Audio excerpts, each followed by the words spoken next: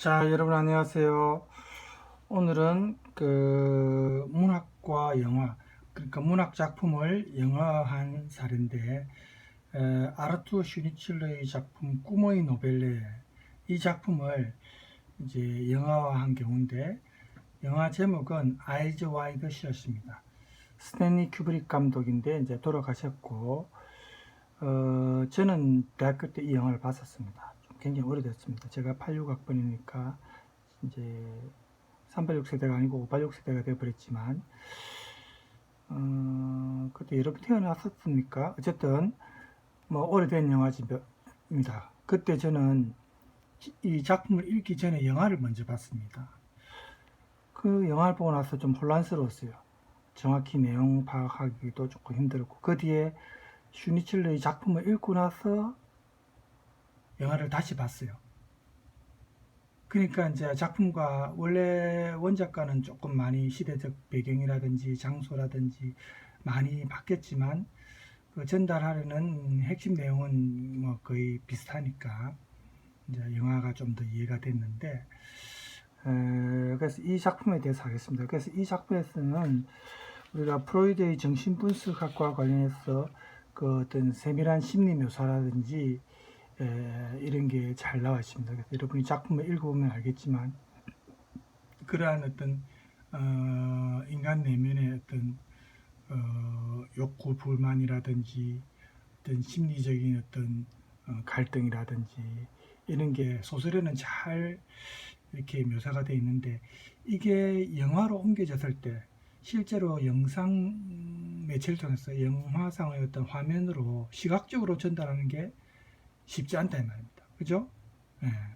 시각적으로 이제 사람의 심리 묘사나 이런 게 쉽지 않겠죠. 예. 음악이나 어떤 다른 시각적인 어떤 이런 걸 도입해 가지고 그 인물을 묘사를 해야 되니까 대사나 그다음에 화면, 음악 이런 걸 통해서 묘사해야 되는 거예요. 그죠? 그래서 그런 게 조금 차이가 있습니다만,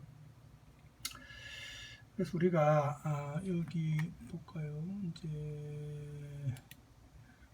관련된 이제 이 영화는 이제 그 당시에 주연이 톰 크루즈하고 그 다음에 이제 여자 주인공은 지금은 이혼했지만 톰 크루즈의 부인이었던 갑자기 이름이 기억 안 나네요. 이 누구였습니까? 나중에 이름 기억나면 얘기하겠습니다.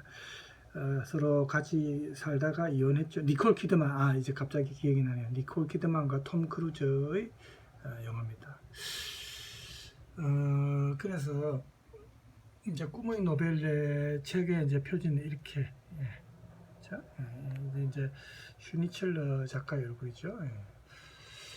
자, 그래서 이 작품을 하겠는데, 우리가 이제 한 100년 전만 해도 우리가 이 기술, 그 당시에 이제 기술이 발전하면서 이제 영화가 무성 영화부터 시작이 됐죠. 그래서 그 당시에 이제 이 영화가 무슨 영화가 나올 때만 해도 이 문학의 경쟁자 정도로는 아무도 생각 못 했습니다. 얼마 전까지만 해도 영화가 우리가 지금 일반 대학 강의실에서 영화에 대한 커리큘럼이나 이런 강의가 다뤄진다든지 또 연구의 대상이 된다든지 이렇게 예상한 학자들은 예전에는 없었습니다. 그런데 이런 어떤 그 사람들이 어떻게 보면 딴따라라 해가지고 좀 무시했던 이런 영화가, 물론 영화인들의 많은 노력도 있었지만 오늘날 당당하게 문학의 경쟁자로서 그리고 대중이 미치는 그 영향면에서는 사실 문학보다 현대에 와서는 영화가 더 중요한 미디어가 되어버렸죠. 그래서 이제 이 문학 작품과 영화라는 이 두 미디어를 비교하고 연구하는 게 이제 많아졌습니다.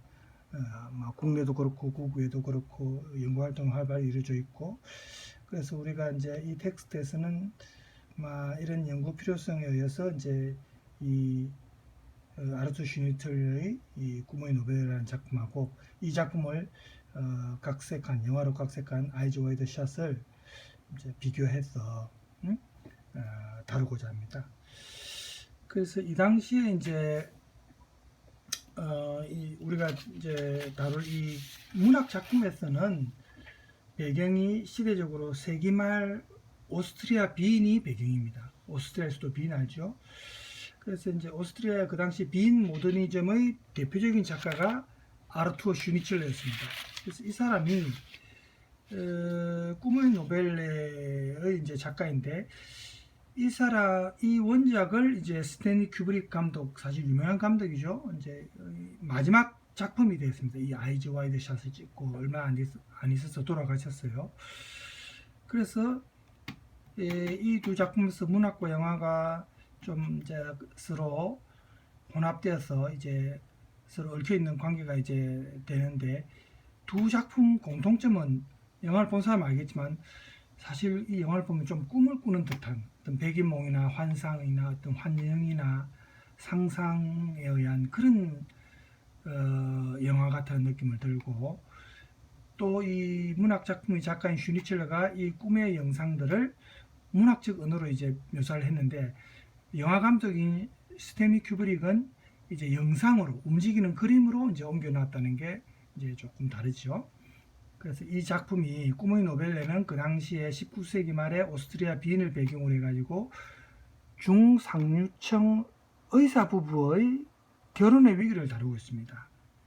그래서 여러분들이 그 이제 줄거리는 뭐 대략 보면은 이제 성공한 의사인 프리돌린이 이제 남자 주인공입니다. 성공한 의사인 프리돌린하고 아내 이름이 알베르티네입니다. 이 알베르티네가 어느 날 밤에 이제 딸이 하나 있는데 6살짜리입니다. 딸을 잠재우고 나서 전날 밤에 자기들이 갔던 사육제 파티 이야기를 하다가 서로 질투심에서 예기치 않았던 고백을 합니다.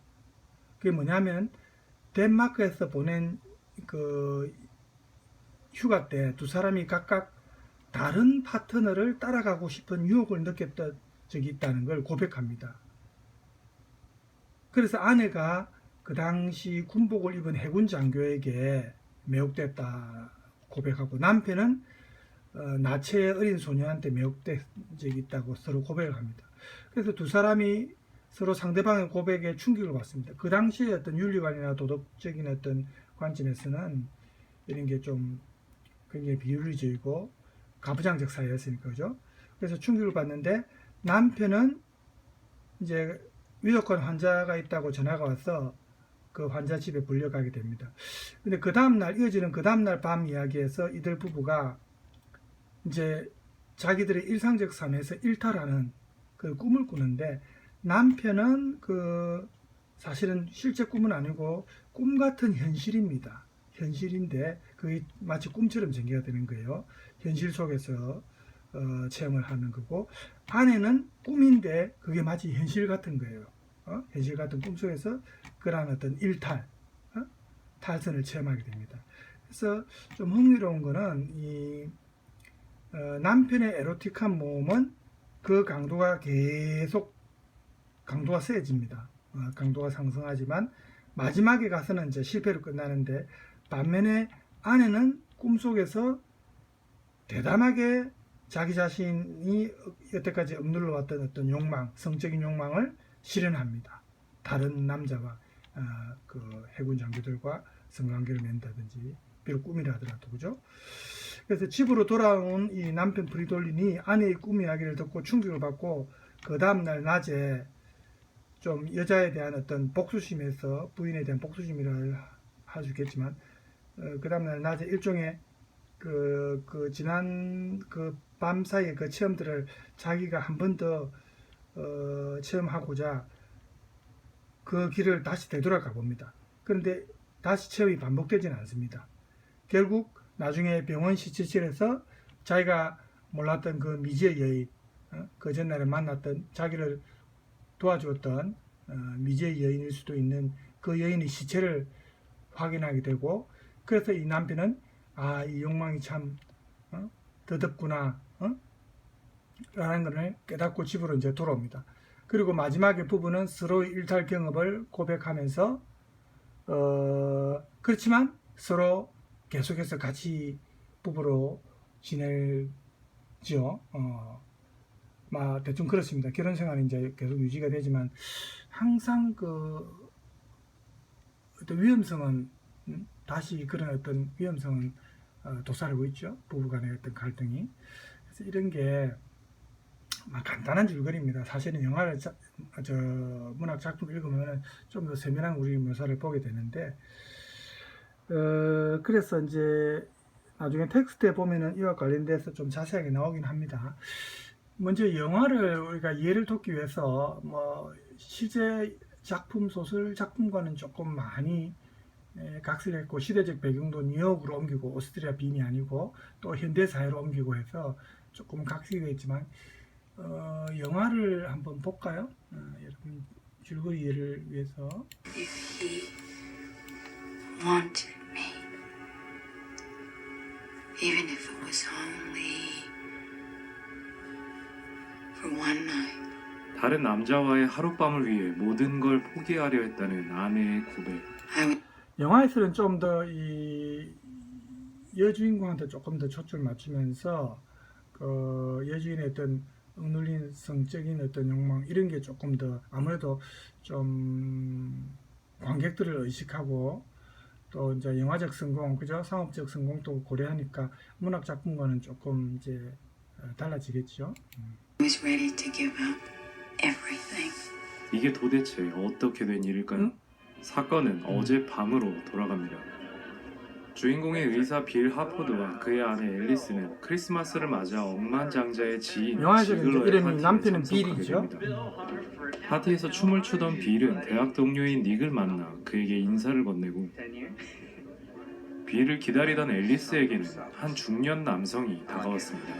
May I ask why a beautiful woman, who could have any man in this room, wants to be married? 빌에게는 두 명의 모델들이 적극적인 구애를 펼쳤죠. Depends where that is. 그런데 그때 한 남자가 빌을 불러세웠습니다. Sorry, Dr. Harper. Sorry to interrupt. I wonder if you could come with me for something for Mr. Ziegler. 불려간 그곳에는 한 여성이 약물 과다로 실신해 있었고 빌의 응급처치로 다행히 정신을 되찾을 수 있었습니다. 여기서 이제 지글러라는 사람이 나오긴 하는데 이게 이제 원래 원작에서는 없는 사람입니다. 근데 영화에서는 좀 추가됐죠. 네. But this is just between us.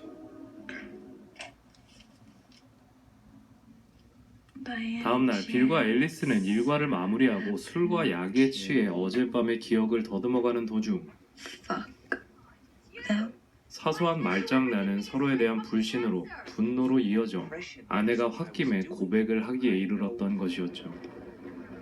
복잡한 마음을 뒤로 한 채 거리에 나선 빌, 그에게 한 여성이 다가옵니다. I just live right down there. Would you like to come inside with me? 그렇게 그녀의 집에 들어가게 된 빌. Shall we?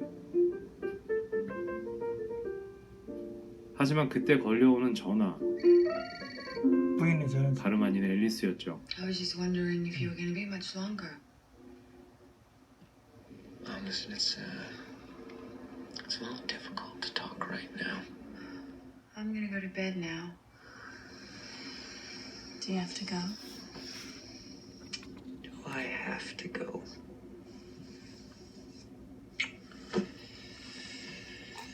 I think I do. 그렇게 그녀를 뒤로하고 돌아가는 길에 한 가게가 눈에 들어옵니다. 바로 파티에서 제외했던 친구가 공연하는 곳이었죠. Hey, Bill, you made it. Playing somewhere else tonight? They only get started there around 2. 그런데 닉은 어딘가 수상쩍은 이야기를 꺼내기 시작합니다. Believe it or not, I don't actually know the address yet. I played blindfolded. You're putting me on. No, it's the truth. 닉의 이야기는 심란한 빌의 관심을 끌기에 충분했죠. Hello. Yes, sir. Yes, sir. This is Nick. Right. 암호입니다. 들어갈 때 암호. Well, I'm on my way right now. 네. It's the password. 암호를 대야 입장할 수 있다는 The 거죠. password. Yeah, look, I'm really sorry to do this to you, Bill. I mean, just give me the address. You couldn't get in anyway in those clothes. 그 이제 상류층 혹은 부유층 사람들만이 들어갈 수 있는 그런 어떤 비밀 모임인데 좀 그 성적인 어떤 그런 어떤 모임입니다. 예. Why not? Because everyone is always costumed. 마스크를 쓰죠. masked. A cloak with a hood and a mask. 호기심에 가득 찬 빌은 의상을 찾기 위해 코스튬 가게에 가게 I think 됩니다. we'll find something for you. Follow me, please. 그런데 갑자기 무슨 소리가 들린다는 주인장. Did you hear something?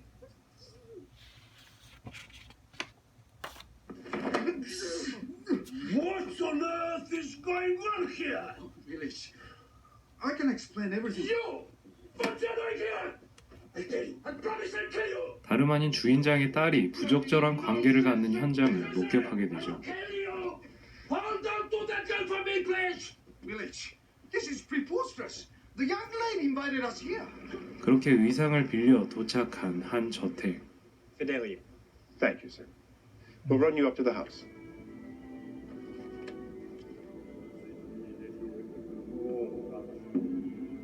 그곳에선 정말로 믿기 힘든 그리고 예. 자, 그래서 이제 이 그런데 사람이 그곳에서 한 여성이 빌에게 경고를 합니다. 그녀는 마치 빌을 알고 있는 듯 이야기하죠. 이 여성이 이제 빌을 나중에 구해줍니다. 그죠? Why are you telling me this? It doesn't matter, but you must go now. Will you come with me? That's impossible. Why? Because it could cost me my life, and possibly yours. Your driver's at the front door and would urgently like a word with you. 수상쩍은 안내를 받아 도착한 그곳에는 모든 사람들이 그를 지켜보고 있었습니다. May I have the password? 원래 이 비밀 모임의 정식 회원이 아니었죠. 그래서 이제 지금 이제 조금 위험한 상황에 놓이게 되는 겁니다. Fidelio. That's right, sir. But may I ask what is the password for the house? I seem to have forgotten it. That's unfortunate. You will kindly remove your mask.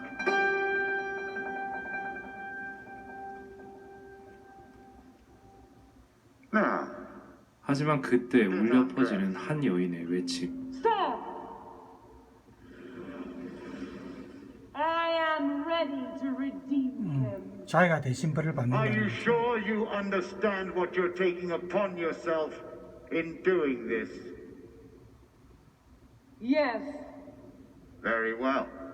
If you say a 그녀가 대신 받겠다는 벌은 도대체 무엇일까요? about what you have 그녀는 누구길래 빌을 구해주는 것일까요? be the most 이 정신나간 집단은 도대체 어떻게 돌아가는 것일까요? and your family. 영화 아이즈 와이드 샷입니다. 이후의 영상은 영화의 결말을 포함하고 있습니다.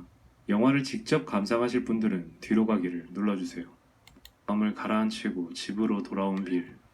그런데 앨리스가 악몽을 꾸고 있는 듯 보입니다. It's okay. What were you dreaming? Then I was lying in 그녀가 들려주는 이야기는 정말로 충격적이었습니다. and a man walked out of the woods.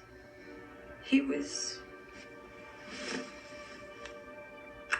the man from the hotel, the one I told you about. And we were making love.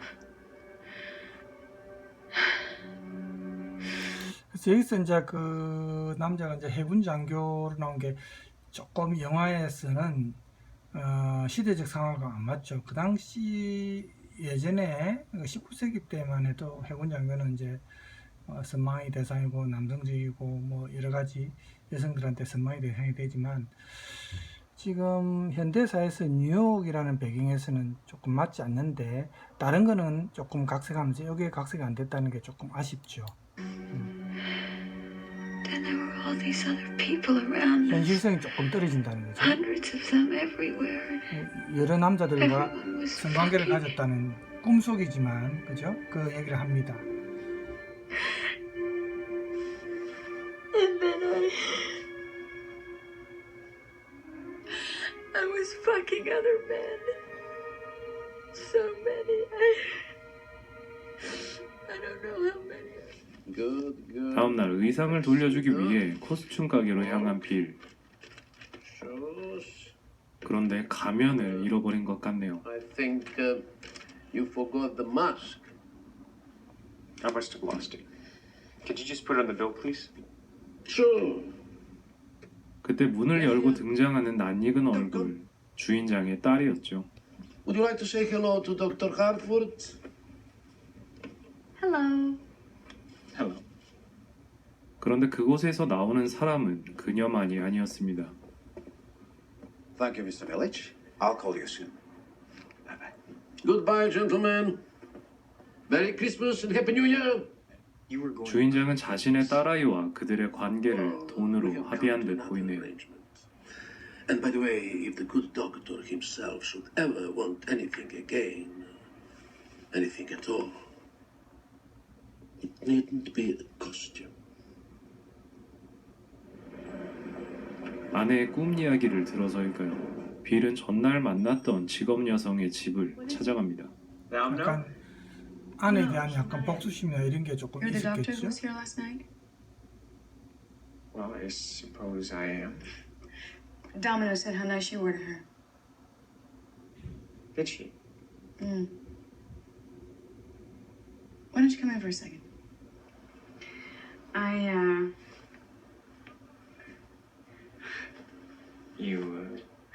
think there's something that I should tell you.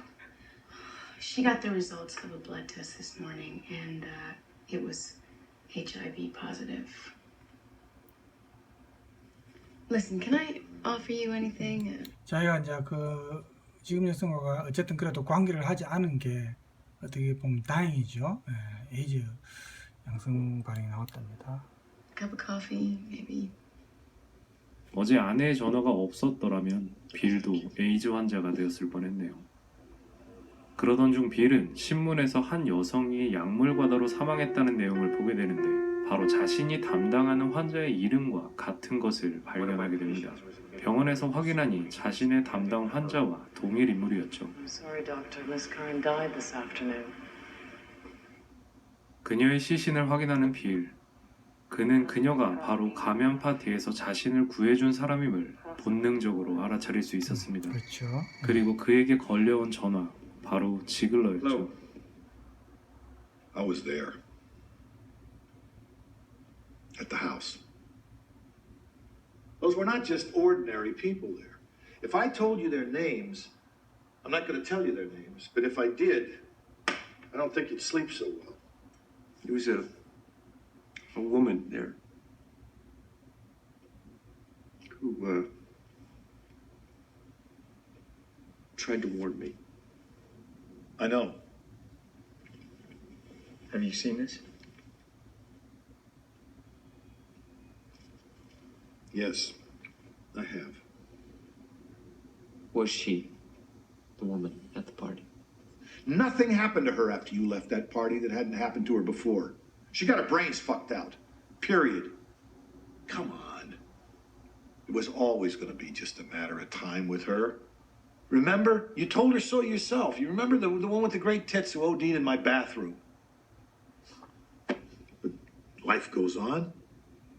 It always does. Until it doesn't. But you know that, don't you? 그렇게 석연치 않은 설명을 듣고 집에 돌아온 빌. 잃어버린 줄 알았던 가면은 곤히 자고 있는 앨리스의 곁에 놓여져 있었습니다.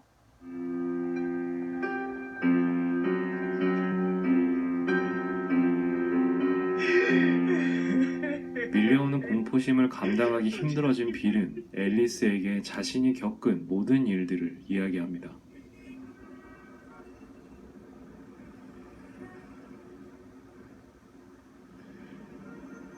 Helen is going to be up soon.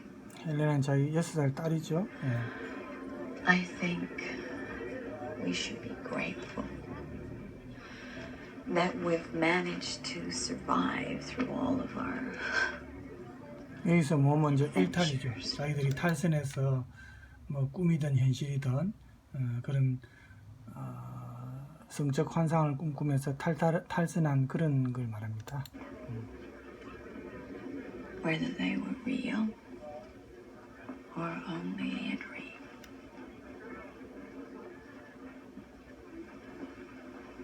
And you know, there is something very important that we need to do as soon as possible. What's that? Fuck. 영화는 이렇게 마무리됩니다. 영화 아이즈 와이드 셧은 인간의 욕망을 아주 적나라하면서도 철학적인 방식으로 풀어낸 영화라고 생각합니다. 꿈에서 자신의 욕망의 끝을 보고 온 앨리스와 현실에서 잠깐이나마 활락의 길에 발을 디뎠던 빌. 과연 누구의 잘못이 더 크다고 할 수 있을까요?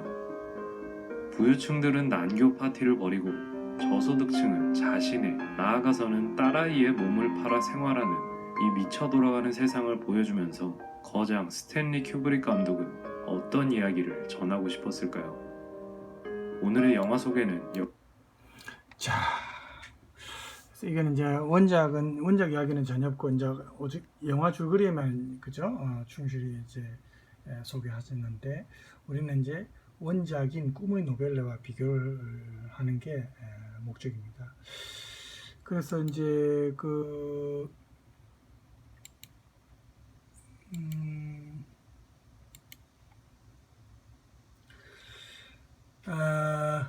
꿈의 노벨레 이 작품의 작가가 원래 남편과 아내의 이제 각 이야기를 강조해가지고 이중 노벨레라는 제목으로 원래 이 슈니첼러가 제목을 붙이려고 했었답니다. 그래서 원래 이제 여기 진행되는 시간은 첫날 밤 9시에서 그 다음날 이틀 후인 아침 7시까지 34시간이 이제 이 작품의 시간입니다. 그래서 이런 시간상을 전개해서 정점에 도달하는 것이 이제 5장에서 아내의 꿈 이야기인데 남편의 에로틱한 이 모험, 그죠? 아까 탈선한 그런 걸 말한댔죠. 에로틱한 이 모험이 최고에 오르는 이 비밀 연애 장면하고 좀 대칭적으로 구성되는 게 아내의 꿈 이야기입니다. 아까 니콜 키드만이 고백하는 장면 있죠. 그래서 이 작품이 바로 이 5장을 중심으로 해가지고 그 전반부에는 밤 이야기고 후반부는 낮 이야기인데 일종의 정거장식 드라마처럼 구성되어 있습니다. 그래서 1장에서 시작해가 이게 이제 1장의 발단이면 2장에서 4장까지가 프리돌린 남자 주인공 프리돌린이 에로틱한 모험을 하는 그런 정거장 역할을 하고 6장이 그 다음날 프리돌린이 지난밤에 있었던 경험들을 주워 담기 위해서 자기가 왔던 길을 되돌아가 가지고 나중에 시체실에 이르죠. 그래서 그 시체실에서 자기를 도와주려고 했던 자기 환자였던 여자의 죽음을 목격하게 되죠. 그리고 이제 7장에서 다시 집으로 돌아와서 부부가 이제 흐느끼면서 화해로 끝이 나는 이런 식으로 구성되어 있는데 어떻게 보면 해피엔딩으로 끝이 나지만 이 7장의 새로운 아침이 다시 1장의 그 일상생활의 묘사로 이어지는 어떻게 보면 원형 구조입니다. 장소가 그 침실에서 다시 마지막에 다시 침실 장면으로 돌아오거든요. 그래서 이 두 사람 부부의 위기는 언제든지 다시 재현될 수 있다는 것을 암시한다. 이렇게 우리가 사실은 볼 수도 있습니다. 원형 구조니까. 그래서 이 작가 슈니첼러의 작품 중에서는 유일하게 해피엔드입니다. 이 작품이. 이 사람의 다른 작품은 해피엔드인 작품이 별로 없어요. 그래서 이 책이 출판되었을 당시에 오해도 많이 받았습니다. 이 작품이. 그래서 오늘날에도 다양한 측면에서 해석이 되고 이제 오늘날 더 진가가 밝혀지는 작품인데 이 슈니첼러를 연구하는 가장 큰 주류에 해당되는 게 정신분석학과 관련되어 있는데 여러분 정신분석하면 이제 프로이트가 유명하죠. 이 프로이트와 같은 시대에 살았던 사람이 슈니첼러입니다. 그래서 프로이트의 동시대인으로서 역시 슈니첼러도 정신과 의사였습니다. 직업이 원래는 작가의 길로 나서기 전에. 그래서 자기가 의사로서 정신과 의사로서 활동하면서 밤에는 글을 쓰고 이 슈니첼러가 그렇게 했어요. 그래서 슈니첼러가 인간의 의식과 무의식 속에 감춰져 있는 어떤 욕망 이런 것을 파헤치고 또 이걸 치유한다는 점에서 작품을 통해서 이걸 한번 남겨보자 이렇게 생각을 했겠죠. 그래서 그 당시로서는 좀 금기시되었던 어떤 주제를 사실은 다룬 겁니다. 결혼한 여성의 어떤 성적 욕망에 대해서 어떻게 보면 좀 계몽하고 있는, 어떻게 보면 아주 파격적입니다. 그죠? 그래서 여성 해방적인 그런 어떤 작품이라고도 우리가 볼 수 있는데, 한편으로는 그 당시 세기 말의 어떤 부르주아 계급의 퇴폐적인 분위기도 막 비판하는, 어떤 고발하는 성격의 사회 비판적 그런 소설로도 우리가 볼 수가 있고, 그렇습니다. 그래서 근데 이렇게 문학 작품으로서 치밀한 구성과 표현력이 돋보이는 이 작품이 영화화되었을 때 정말 제대로 이러한 어떤 세밀한 묘사가 영화로 제대로 표현이 될 것인가, 이런 의문을 우리가 가질 수 있죠. 그래서 어쨌든 이 작품이 우리 독자로 하여금 우리에게 아직 알려지기 힘들었던 그런 우리 인간 영혼의 어떤 어두운 면, 어두운 어떤 심연을 볼 수 있도록, 통찰할 수 있도록 그렇게 해준다는 거. 그래서 우리 인간의 심리적 현실에 실제 현실과 똑같은 비중을 두고 표현된 작품이다. 그래서 이 영화와 비교하기 앞서서 문학 작품이 영화로 각색될 때 어떤 기준과 어떤 형태에 따라서 영화로 만들어졌는지도 우리가 생각을 해볼 필요가 있습니다. 그럼 우리 텍스트를 한번 볼까요? 텍스트를 이제 여기서 뭐 서론 부분은 간단하게 넘어가고, 그래서 이 영화든 문학 작품이든 이 두 작품은 남자와 여자의 성에 대한 어떤 사회적 관습, 여기에서 비롯된 결혼이라는 제도, 이게 어떻게 보면 굴레죠. 결혼이라는 제도와 관련된 도덕적 규범, 그리고 인간의 본능적 욕구. 결혼해서 부부로 살면은 그런 어떤 그 굴레에서 이제 벗어나기 힘들죠. 다른 사람과 성관계를 맺는다든지 이런 것도 제한되죠. 그죠? 이런 심리적 갈등입니다. 그리고 이러한 갈등에서 오는 정체성의 문제, 이런 걸 이제 영화든 문학이든 둘 다 다루고 있습니다. 그리고 사회적 관습과 욕망의 어떤 긴장 관계에서 오는 부부간의 갈등이라는 그런 주제, 이것도 영화와 문학이 동일한 주제입니다. 그래서 영화는 비교적 이 소설의 줄거리를 충실하게 따르지만 조금 세부적인 내용이나 표현 방식에서는 차이가 있다고 했죠. 그래서 그 어떤 차이가 있는지 이제 그걸 우리가 좀 앞으로 볼 겁니다. 그래서 이게 이제 문학 작품이 영상 매체에서 어떻게 수용되고 영화로 구체화되는지를 한번 볼 거고, 두 작품의 시대상과 또 구조상의 차이, 그리고 인물 묘사에 있어서의 차이, 이런 거를 우리가 이제 살펴보고자 합니다. 먼저 시대상의 차이를 보면 가장 눈에 띄는 게 이 소설에서는 세기 전환기, 그리고 사육지 기간인 초봄에, 이런 봄에 이제 오스트리아의 비엔에서 일어난 일이고, 영화에서는 20세기 말, 그것도 크리스마스 기간 중에 뉴욕에서 일어났다는 게 좀 다르죠, 시간상으로. 그 다음에 남녀 간의 관계를 다루는 영화가 현재의 시대를 배경으로 할 때보다 더 관객들이 이제 현 시대를 배경으로 해야 관객들이 공감하기가 쉽고, 그래서 이제 영화에서는 아마 시대를 좀 바꾼 것 같죠. 그 다음에 오스트리아 빈보다는 뉴욕이라는 도시가 좀 더 전 세계의 관객층을 고려할 때 더 좀 친근감을 줄 수 있겠죠. 그래서 아마 뉴욕이라는 장소를 선택한 것 같아요. 그 다음에 세기 전환기의 부부관계를 현재 시대에 맞게 재조명해보겠다는 감독의 의도도 아마 있었겠죠. 스탠리 큐브릭 감독이, 그죠? 그렇지만 이 그 재조명한다는 이제 이런 측면에서 이게 쉽지 않다는 겁니다. 그래서 이제 조금 그 문학과의 차이가 이제 우리가 보면서 발견할 수 있을 겁니다. 계속해서 한번 봅시다.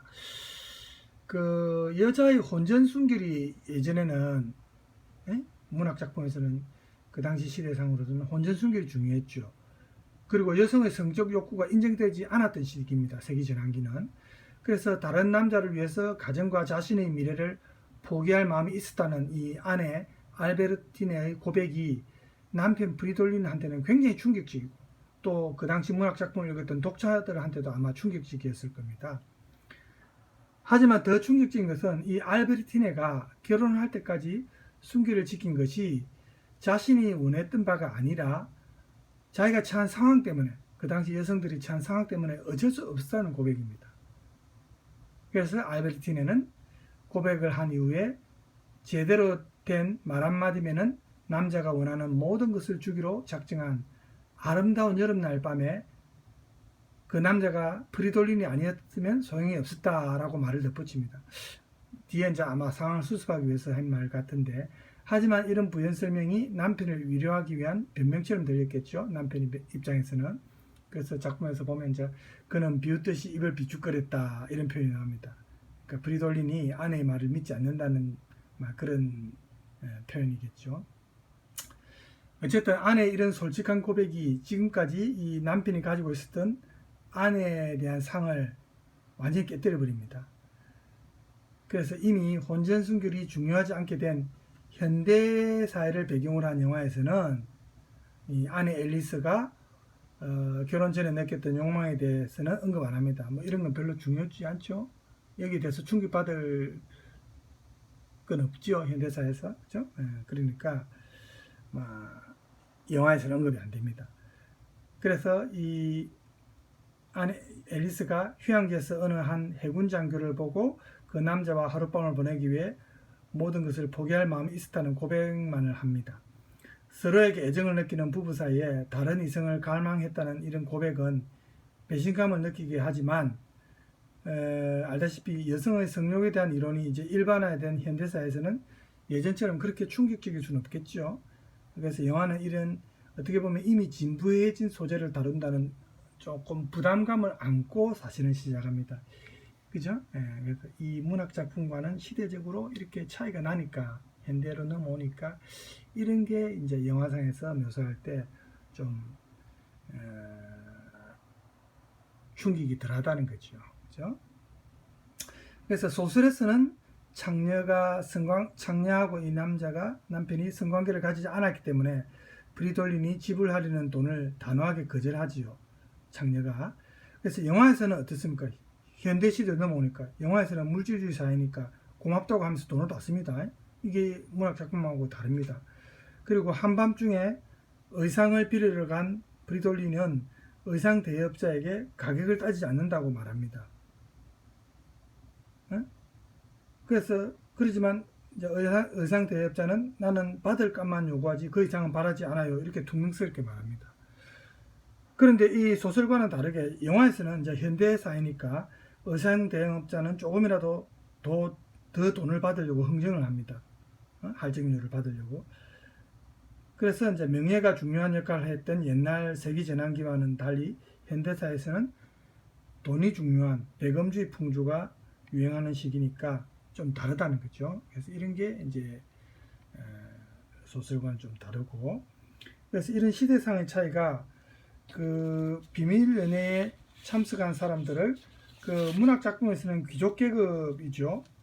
그렇지만 영화에서는 부와 권력을 누리는 그 상류 계층으로 이제 또 바뀌고, 또 문학 작품에서는 마차가 나오지만 현대사회니까 자동차를 타게 되고, 또 주인이 말을 전달하는 하인이 옛날에는 문학 작품에서는 하인이 말을 전달하지만 현대사회니까 이제 핸드폰이 나오고, 또 옛날에는 성병이지만 지금은 에이즈로 또 언급이 되고, 이런 게 이제 문학 작품과 영화의 차이입니다. 그래서 시대의 변화에 어울리게 이제 맞게 변화를 했는데, 어울리지 않게 각색된 게 앨리스의 욕망의 대상이 해군 장교라는 게, 이게 예전에는 해군 장교가 그런 선망의 대상이 될 수 있지만 현대 사회는 더 이상 매력적이지 않죠. 그런데 이제 이게 조금 영화 감독 입장에서는 왜 이거 각색하려면은 이것도 현대 사회에 맞게 조금 각색했으면 더 좋았을 걸 하는 생각이 들 수 있습니다. 그죠? 예.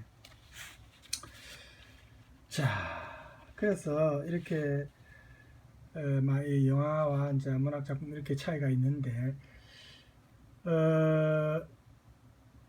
문학 작품에서는 이제 사육제 갔다 와가지고 조금 흥분이 가라앉지 않은 상태에서 서로 질투심과 이런 게 있었죠. 또 불신감을 해소하기 위해서 이 부부가 덴마크의 휴양지에서 서로가 다른 이성을 갈망했다는 것을 고백하는 장면이 있는데 이 고백이 좀 원인이 돼 가지고 서로 갈등하는 남녀 간의 심리 묘사가 이제 나옵니다. 그래서 남자 주인공 프리돌린이 거리에서 방황하면서 아내에게 복수할 기회를 찾는 반면에 부인은 꿈을 통해서 남편의 고백에 대해서 심리적으로 이제 반응을 합니다. 부인은 조금 적극적으로 실제 행동에 옮기지 않고 꿈속에서 그죠? 반응을 합니다. 그래서 영화에서는 남편 비의 고백이 생략됩니다. 아내의 고백으로 인해서 톰 크루즈의 남편이 이제 배신감과 분노하는 게 초점이 좀 맞춰져서 진행되죠. 그래서 영화에서는 이제 남편이 고백을 하지 않았기 때문에 고백에 대한 반응에 해당되는 그 소설에서는 어떻게 보면 절정에 해당되는 아내의 꿈 장면도 좀 영화에서는 축약됩니다. 그리고 대화가 왜냐하면 영화는 시간상의 제한이 있죠. 그래서 대화가 지나치게 길어지는 게 이제 조금 자제돼야 되니까 영화가 3시간을 넘으면 안 되겠죠.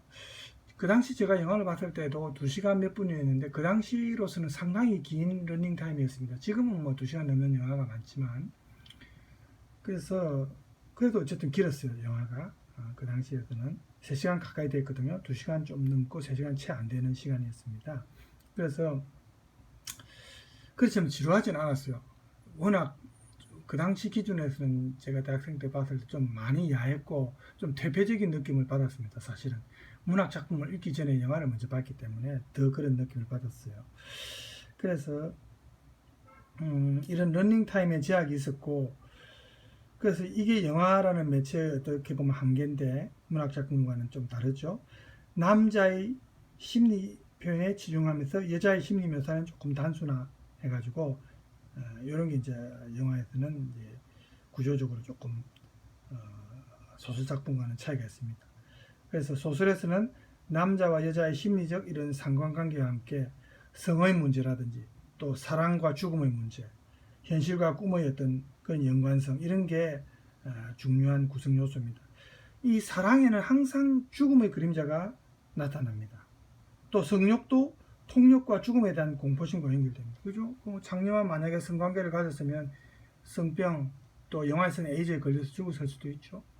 이건 무책임한 어떤 막 본능에 충실한 어떤 성관계에 빠지다가 잘못해서 이런 죽음과 연결될 수도 있다는 거죠. 이런 공포심하고도 항상 같이 따라다닙니다. 죽은 아버지가 누워있는 방에서 이제 마리안네가 남편 브리돌린에게 사랑을 고백하고 또 마리안네의 얼굴, 그죠? 이게 좀 창백하게 마치 폐병에 걸린 것처럼 창백하게 그렇게 수척해 보입니다. 소설 작품에서는. 그래서 남편 브리돌린이 관계를 맺고자 하는 이 장녀도 역시 안색이 병색을 띤 창백한 얼굴 비치고 그래서 브리돌린이 성병이 염려돼 가지고 자기의 욕구를 자제하고 브리돌린이 이게 어쨌든 다행이죠. 나중에 이 장녀가 병원에 입원했다는 걸 알게 됩니다.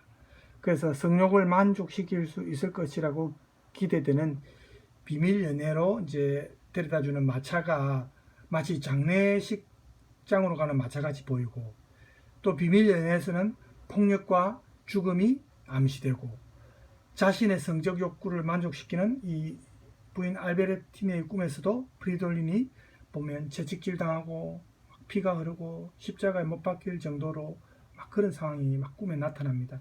이런 문학 작품 전반부에 막 나오는 이런 성과 죽음의 관계, 이런 게 어떻게 보면 그 당시 프로이트가 인간의 근원적인 욕구로 본 성적인 충동과 죽음의 충동을 우리가 연상할 수 있습니다. 그래서 프로이트는 이런 죽음 충동이 밖으로 향해졌을 때 폭력으로 표현된다고 했습니다.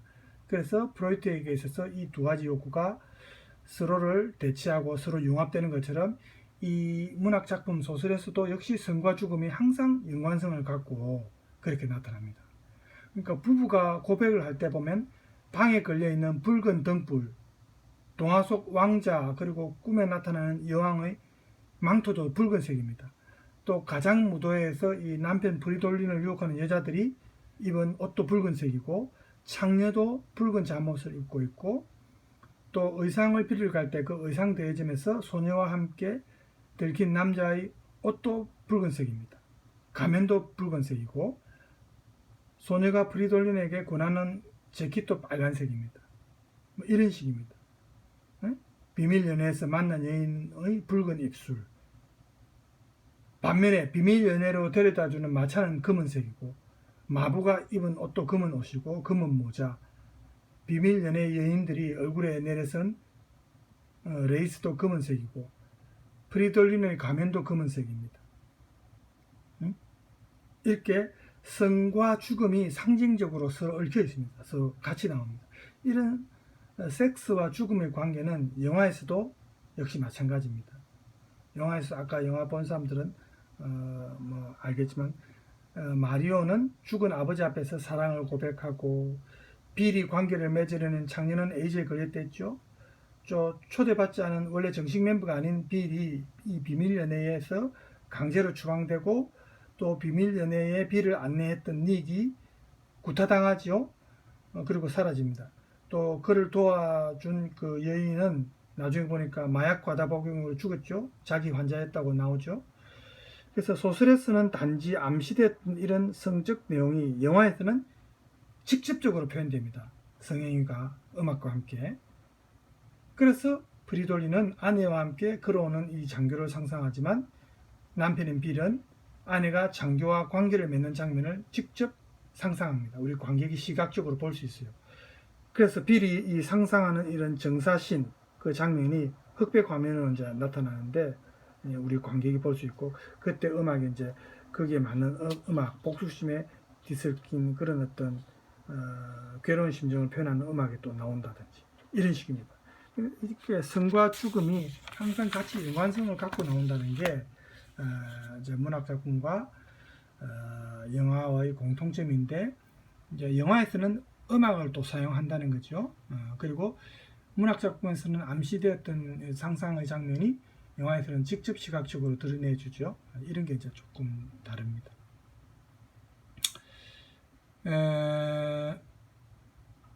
그래서 이제 이렇게 소설 속에서 어떤 사람들이 비밀 연애에 오게 되었는지 그리고 어떤 여자가 비밀 연애에서 프리돌린을 구해주었는지 소설에서는 밝혀지지 않습니다. 이 프리돌린의 경험이 수수께끼 같죠. 비현실적인 꿈처럼 느껴집니다.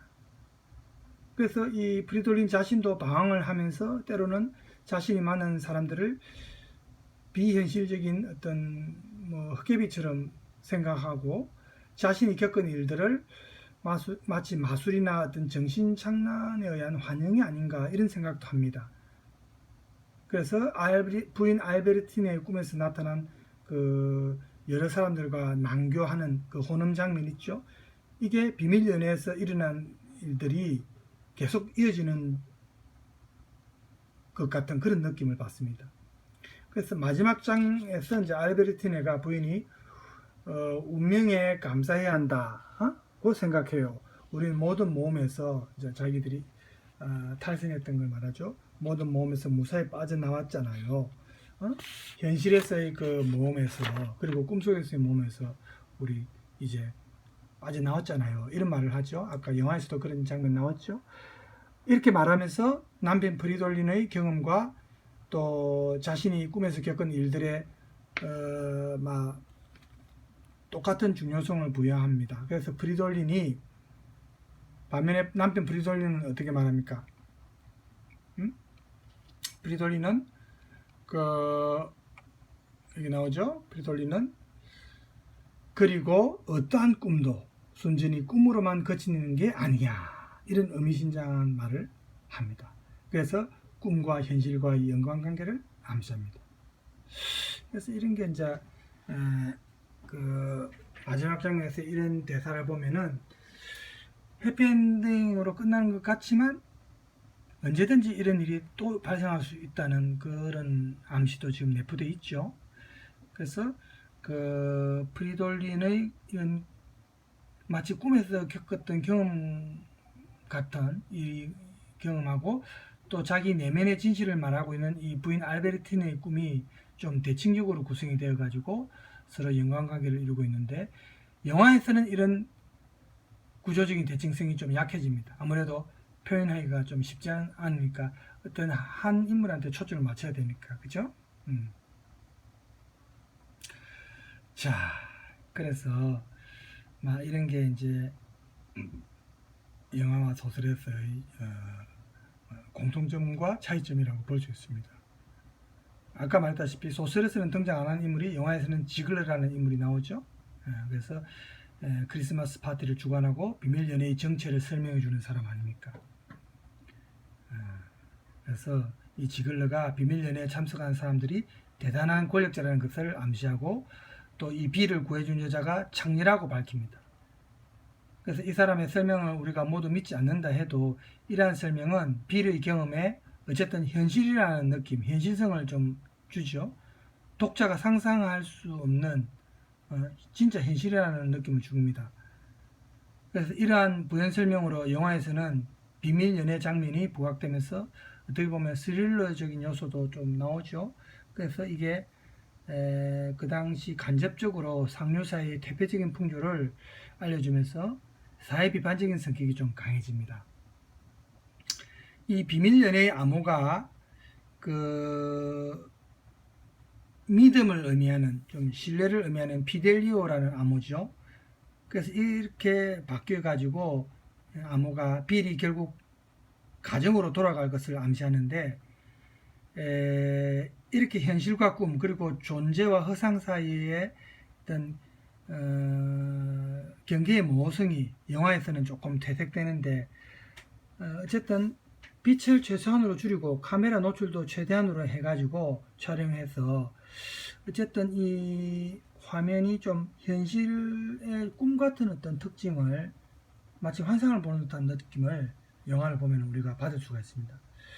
그래서 소설에서는 그 부인의 불륜과 그에 대한 남편의 복수 그리고 남녀 간의 화해를 다룬 이런 천일야화의 한 구절을 어린 딸이 읽으면서 이 작품이 시작됩니다. 그래서 이 동화를 읽어주는, 이 어린 딸한테 읽어주는 동화 내용이 사실은 앞으로 전개될 작품의 줄거리를 암시하고 있는데, 이런 것이 이 작품이 남녀 간의 배신과 화해의 문제를 다룰 것이라는 것을 이제 암시하고 있고, 또 욕망을 상징하는 그런 붉은색 망토라든지 이런 거, 그죠? 또 이런 게 동화에서도 보면은 이런 망토를 감싸고 상념에 빠져있는 왕자의 모습이 어떻게 보면 앞으로 방황하게 될 남편 프리돌린을 암시한다고도 볼 수가 있는 겁니다.